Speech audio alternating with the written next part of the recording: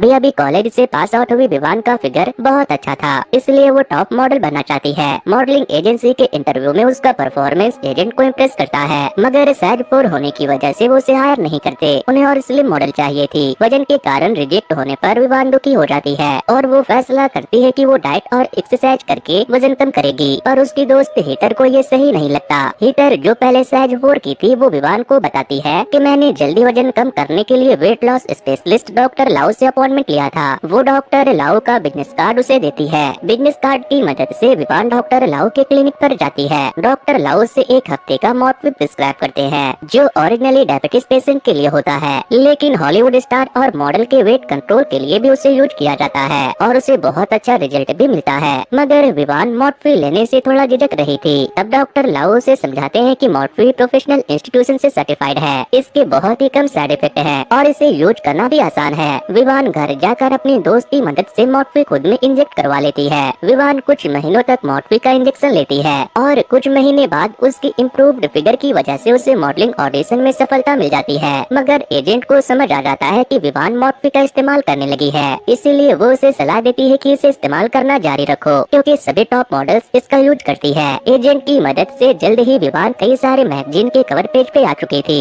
उसे कई सारे स्टेज शो करने का मौका भी मिल रहा था। एक दिन शूटिंग करते वक्त विवान अचानक गिर गई। उसने सोचा ये मोटिव का साइड इफेक्ट होगा, इसलिए वो डॉक्टर लाओ के पास चेकअप करवाने गई। जहाँ चेकअप करने के बाद डॉक्टर लाओ कहते हैं कि अब तुम्हें मॉर्फिन लेना बंद करना होगा, क्योंकि इससे तुम्हारे हार्ट पे गलत असर पड़ रहा है। विवान डॉक्टर को बताती है कि मेरा सपना टॉप मॉडल बनने का है, अगर मैं मॉर्फिन लेना बंद कर दूंगी तो काम कैसे चलेगा। ये सुनकर डॉक्टर लाओ एक एंशिएंट टेपवर्म का डब्बा निकालते हैं। वो कहते हैं कि ये मॉर्फिन से भी ज्यादा कारगर है, लेकिन इस मेथड को अपनाने के लिए स्ट्रिक्ट इंस्ट्रक्शन मानने होंगे। विवान सावधानी से टेपवर्म का अंडा उठाकर अपने मुंह में डाल लेती है। फिर वो डॉक्टर की दी हुई चाय पीती है। घर लौटने पर विवान को भूख लग जाती है, इसलिए वो फ्रिज खोलती है, मगर ज्यादातर खाना खराब हो चुका था। फिर भी उसे खाने में वो बहुत टेस्टी लग रहा था। वो 3 दिन पुराने नूडल्स और फफूंदे लगे हुए खरबूजे खाकर खुशी से कहती है कि कितना अच्छा लग रहा है। फिर वो दोपहर में एक मैगजीन शूट के लिए जाती है, जहाँ ब्रेक में वो फ्राइड चिकन और चीज जैसे हाई कैलोरीज खाने पे टूट पड़ती है।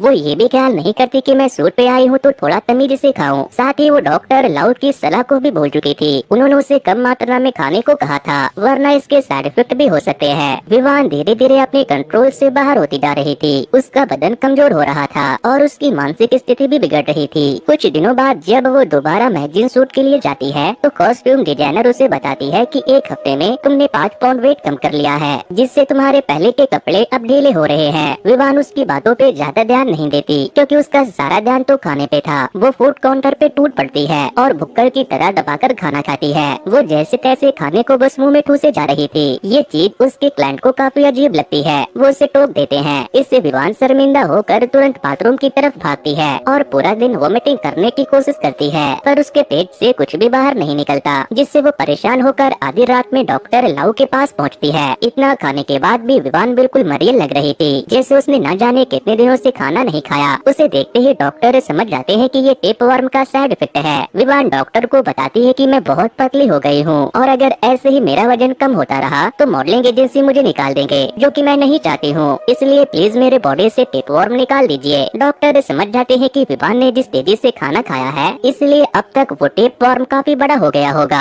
अब इसे बाहर निकालने का सिर्फ एक ही रास्ता है। वो तुरंत अपने ऑफिस से निकलकर एक पोशन लेकर वापस आते हैं। फिर वो बताते हैं कि इसे पीने से टेपवर्म बाहर निकल जाएगा। फिर तुम्हें उसे खींचकर पूरी तरह से बाहर निकालना होगा। विवान घर जाकर खुद को शीशे में देखकर फटाक से डॉक्टर की दी हुई पोशन पी लेती है। फिर वो अपने बाथटब में जाकर बैठ जाती है। कुछ देर के बाद उसके पेट में दर्द होने लगता है और उसे एहसास होता है कि टेपवर्म बाहर निकल रहा है। वो टेपवर्म धीरे धीरे बाहर आ रहा था। कुछ ही देर के बाद वो विवान के सामने खड़ा हो जाता है। डॉक्टर लाओ से ये बात बताना भूल गए थे कि टेपवर्म के मुंह में ढेर सारे दांत है और वो हमला भी कर सकता है। विवान पूरी ताकत लगाकर उसे पकड़कर अपने से बाहर निकाल तो लेती है, पर अब वो काफी थक चुकी थी, इसलिए वो भाग नहीं पाती। टेपवर्म फटाक से हमला करके विवान की आंख को खा लेता है, जिससे विवान की मौत हो जाती है। यानी विवान को अपने स्लिम फिगर की कीमत अपनी जान देकर चुकानी पड़ती है। कुछ देर बाद विवान की दोस्त हीटर उससे मिलने उसके घर आती है। वो बाथरूम का ये हाल देखकर घबरा जाती है। इससे पहले कि वो कुछ समझ पाती, टेपवर्म उसका गला दबाने लगता है। जैसे ही वो सांस लेने के लिए अपना मुंह खोलती है, टेपवर्म उसके बदन के अंदर घुस जाता है, जिससे वो भी अचानक वेट लॉस करना स्टार्ट कर देती है और एजेंसी एजेंसी विवान की जगह उसे अपनी मॉडल बना लेते हैं। और इसी के साथ हमारी पहली कहानी यहीं पर खत्म होती है।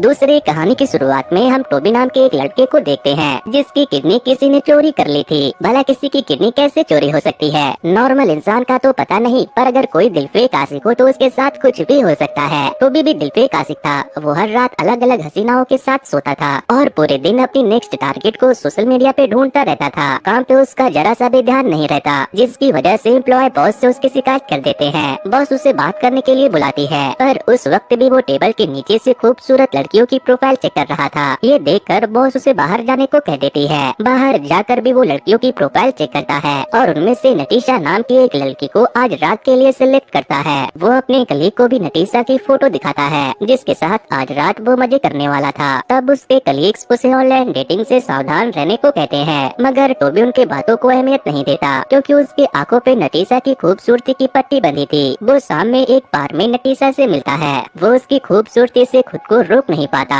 वो जल्दी से उसे इम्प्रेस करके होटल रूम में ले जाता है, जहाँ जैसे ही मामला गर्म होने लगता है वैसे ही नटीशा अचानक टोबी के पैर में एक इंजेक्शन लगा देती है, जिससे वो 3 सेकंड के अंदर बेहोश हो जाता है। वो अगली सुबह उठते ही नटीशा के बारे में सोचने लगता है। तभी अचानक उसके पेट में तेज दर्द होने लगती है। वो देखता है कि उसके पेट में काफी गहरा जख्म था। वो जल्दी से एम्बुलेंस को बुलाता है। जब डॉक्टर चेकअप करते हैं तो बताते हैं कि किसी प्रोफेशनल टीम ने तुम्हारा बायां किडनी निकाल लिया है और उसकी जगह एक मिस्टीरियस ऑर्गन इम्प्लांट कर दिया है। वो ऑर्गन तुम्हारे नसों और धमनियों से जुड़ा हुआ है। अगर मैं उसे निकालूंगा तो काफी खून बहने से तुम्हारी जान भी जा सकती है। पुलिस इस मामले की जांच करती है, पर नटीशा के बारे में सारी जानकारी इंटरनेट से गायब हो चुकी थी। यानी ये सब किसी प्रोफेशनल्स का क्या हुआ था। कुछ वक्त तक ठीक होने के बाद टोबी काम पर लौट आता है। वो टेक डिपार्टमेंट के एक दोस्त से मदद मांगकर नटीशा के बारे में जानकारी खोजने के लिए उसे $50,000 देता है। उसी रात टोबी को एक बुरा सपना आता है जिसमें नटीशा उसके घर आकर कहती है कि मुझे अपनी चीज वापस चाहिए। फिर वो टोबी के पेट को काटकर उसके ऑर्गन बाहर निकाल लेती है। अचानक एक फोन कॉल से टोबी की नींद खुल जाती है। दरअसल उसके दोस्त को डार्क वेब पर नटीशा के बारे में जानकारी मिली थी। उस जानकारी के हिसाब से नटीशा एक ऑर्गेनाइजेशन के लिए काम करती है जो वक्त वक्त पे इवेंट्स करवाते हैं, जिसकी एंट्री टिकट $1,00,000 थे। टोबी किसी तरह से टिकट जुगाड़ करके उस इवेंट में जाता है जहाँ सभी लोगों ने मास्क पहने हुए थे। यहाँ हेल्थी ह्यूमन ऑर्गन्स की नीलामी चल रही थी।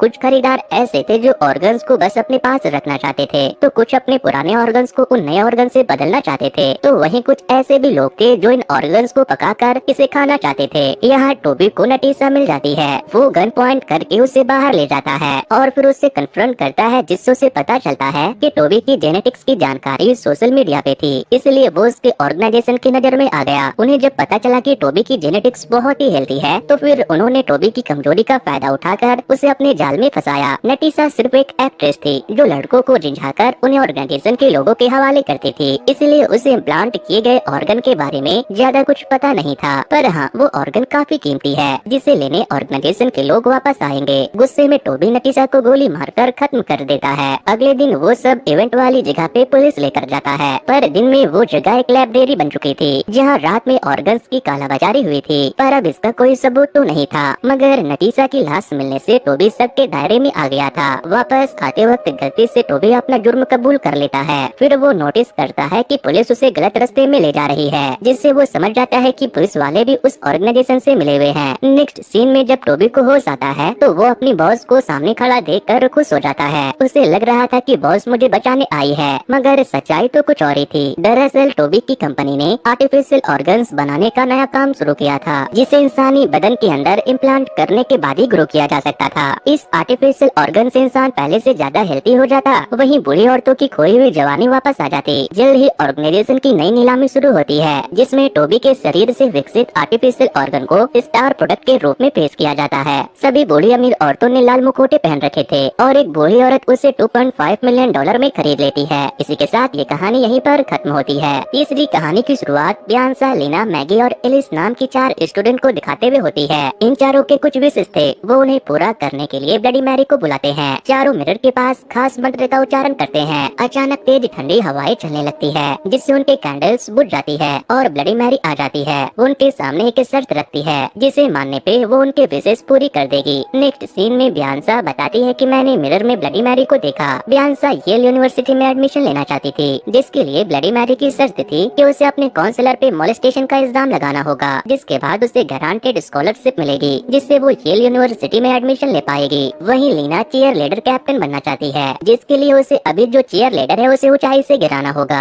मैगी अपने क्रश रिवर को अपना बनाना चाहती थी, इसके लिए उसे रिवर की गर्लफ्रेंड की आपत्तिजनक फोटो ऑनलाइन पोस्ट करनी होगी। और एलिस बेइंतहा अमीर बनना चाहती थी, जिसके लिए उसे कुछ ऐसा करना था जिसके बारे में वो अपने दोस्तों को बता भी नहीं पाती। वो सिर्फ इतना ही कहती है कि मैं तो ब्लडी मैरी की शर्त नहीं मानने वाली। उसके साथ ही बाकी की तीनों लड़कियां भी इसे बुरा सपना समझकर भूल जाने का फैसला करती है। मगर अगले दिन जब टीचर किसी एक्सपेरिमेंट के लिए क्लासरूम में मिरर लाती है तो उसमें इन चारों को ब्लडी मैरी दिखाई देती है, जो कह रही थी कि जो भी मेरी शर्त नहीं मानता वो या तो मारा जाता है या फिर पागल हो जाता है। इससे चारों लड़कियों के दिल में खौफ भर जाता है। इसके बाद हमें पता चलता है कि बियांसा और एलिस सिस्टर थी। हालांकि उनकी मॉम जिंदा थी, पर वो इनकी देखभाल नहीं करती थी, इसलिए बियांसा को उसकी बड़ी बहन एलिस ने ही संभाला है। वो दिन में स्टडी करती और रात में पार्ट टाइम जॉब करती है। एक रात बियांसा बुरा सपना देखकर जाग जाती है। अचानक मिरर पर से पर्दा हट जाता है और उसे उसमें ब्लडी मैरी दिखाई देती है, जो कहती है कि अगर तुमने मेरी शर्त पूरी नहीं की तो अगली रात तक जरूर कुछ बुरा होगा। इससे बियांसा बुरी तरह से डर जाती है। वो घर के बाहर बैठकर एलिस के आने का इंतजार करती है।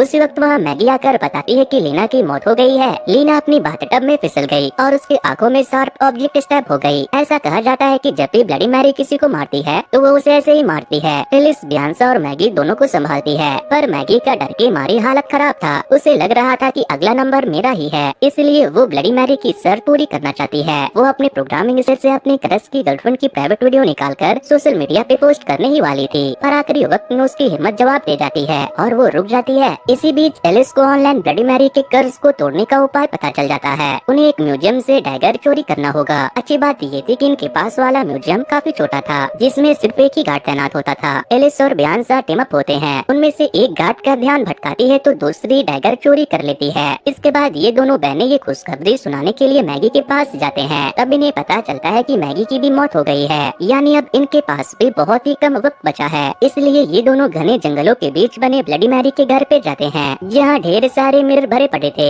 मिरर के सामने ये कैंडल जलाकर ब्लडी मैरी को बुलाते हैं। अचानक एलिस अपने बैग से डैगर के साथ साथ 2 शीशे निकालती है जिनमें खून थे। फिर वो सच्चाई बताती है, दरअसल दौलत शोहरत देने के बदले ब्लडी मैरी ने मुझसे ये डैगर और 3 मासूम लोगों का खून मांगा था। मैगी और लीना को मारकर मैंने 2 लोगों के खून को जमा तो कर लिया है। अब तुम्हारी बारी। बियांसा को यकीन नहीं होता कि उसकी बड़ी बहन जो उससे इतना प्यार करती थी वो उसकी ही खून की प्यासी हो गई है। बियांसा जान बचाने के लिए तुरंत भागना शुरू करती है और एक पेड़ के नीचे जाकर छिप जाती है, पर एलिस की मदद ब्लडी मैरी करती है, जिससे वो आसानी से बियांसा को ढूंढ लेती है। वो उसे मारने ही वाली होती है, मगर हाथापाई के दौरान बियांसा के हाथों एलिस ही मारी जाती है। इससे बियांसा को काफी अफसोस होता है। तब ब्लडी मैरी बियांसा से कहती है कि अगर तुम मुझे 3 मासूम लोगों का खून दोगी तो मैं एलिस को वापस से जिंदा कर दूंगी। बियांसा तुरंत उसकी बात मानकर उसके कहे मुताबिक 3 मासूम लोगों का खून उसे ऑफर करती है, पर ये तो ब्लडी मैरी की चाल थी। दरअसल 3 मासूम लोगों का खून जो भी ब्लडी मैरी को ऑफर करता है वो ब्लडी मैरी को रिप्लेस कर देता है, यानी मिरर वाली ब्लडी मैरी आजाद हो जाती है और उसकी जगह बियांसा ब्लडी मैरी बनकर मिरर में कैद हो जाती है। वो मदद के लिए चिल्लाना शुरू करती है, पर कोई फायदा नहीं होता। उसके तरह और भी कई सारे ब्लडी मैरी मिरर में कैद थे, जो इंसान को अपनी जाल में फंसा कर खुद को आजाद करवाना चाहती थी। इसी के साथ ये कहानी यहीं पे